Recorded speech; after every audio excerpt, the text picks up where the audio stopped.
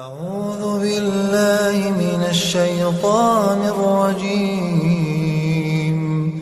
بسم الله الرحمن الرحيم. الحمد لله وكفى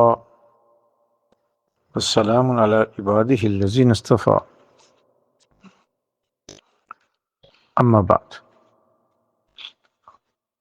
امام بخاری رحمۃ اللہ علیہ نے سیدنا ابو ہریرہ رضی اللہ تعالی عنہ سے اللہ کے رسول صلی اللہ تعالی علیہ وسلم کے ارشاد نقل کیا ہے: العمرۃ الی العمرہ کفارۃ لما بینہما،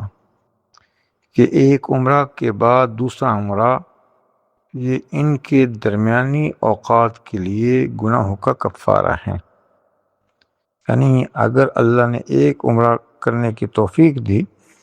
اور اس کے 20 دن بعد، 50 دن بعد، سال بعد، 6 سال بعد دوبارہ عمرہ کیا تو درمیان میں جتنے گناہ ہوئے انشاءاللہ اللہ سب گناہوں کو معاف کر دیں گے۔ یہ عمرہ کی فضیلت ہے، لیکن یہ بات ذہن میں رہے کہ عمرہ کرنا سنت ہے، واجب نہیں ہے۔ چنانچہ امام ترمذی رحمۃ اللہ علیہ نے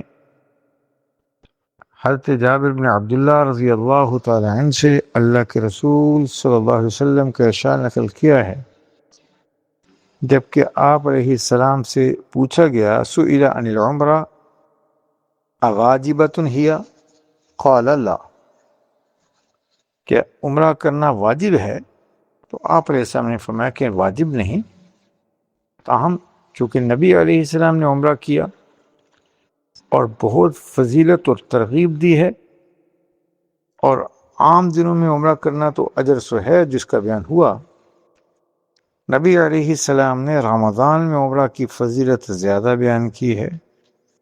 چنانچہ بخاری رحمۃ اللہ علیہ نے عبداللہ ابن عباس رضی اللہ عنہما سے اللہ کے رسول صلی اللہ علیہ وسلم کے ارشاد نقل کیا کہ جب آپ نے لامرأۃ نبی من الانصار، آپ علیہ السلام نے ایک انصاری عورت سے فرمایا: اذا کان رمضان اعتمری فیہ فإن عمرۃ فی رمضان حجہ، کہ ایک انصاری عورت جو اپنے شوہر کی وفات کے بعد حجۃ الوداع میں شریک نہ ہو سکیں، تو نبی علیہ السلام نے ان سے ارشاد فرمایا کہ جب رمضان کا مہینہ آئے تو تم اس میں عمرہ کر لینا، کیونکہ رمضان میں عمرہ کی فضیلت نفلی حج کے برابر ہے۔ نبی علیہ السلام کے نزدیک عمرہ کی کتنی اہمیت کہ آپ علیہ السلام نے اپنے عمر مبارک میں 4 مستقل عمرے کیے۔ چنانچہ امام مسلم رحمۃ اللہ علیہ نے سیدنا انس بن مالک رضی اللہ تعالی عنہ سے نقل کیا ہے کہ ان رسول اللہ صلی اللہ تعالی علیہ وسلم اعتمر 4 عمر كلهن في ذي القعدة إلا التي مع حجته، عمرة من الحديبية أو زمن الحديبية في ذي القعدة، وعمرة من العام المقبل في ذي القعدة، وعمرة من جعرانة حيث قسم غنائم حنين في ذي القعدة، وعمرة مع حجته۔ سیدنا انس بیان کرتے ہیں کہ اللہ کے رسول صلی اللہ علیہ وسلم نے 4 عمرے کیے اور وہ سب ذوالقعدہ میں کیے، سوائے اس عمرہ کے جو آپ علیہ السلام نے حج کے ساتھ کیا تھا۔ یعنی پہلا عمرہ آپ نے حدیبیہ کے زمانے میں ذوالقعدہ میں کیا، جس میں آپ علیہ السلام کو روک دیا گیا اور آئندہ سال آپ کو آنے کا کہا گیا، اور دوسرا عمرہ قضاء کے طور پر اگلے سال ذوالقعدہ میں کیا،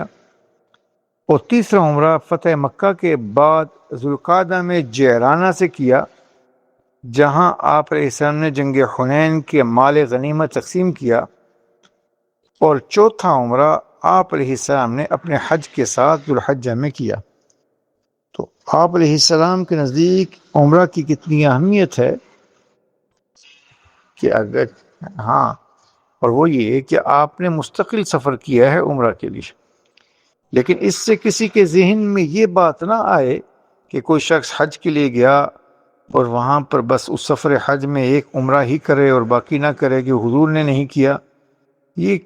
یعنی یہ بات مناسب نہیں ہے۔ ایک آدمی کی کوئی رکاوٹ نہیں ہے، ممانت نہیں ہے۔ کل کی نشست میں ہم بتائیں گے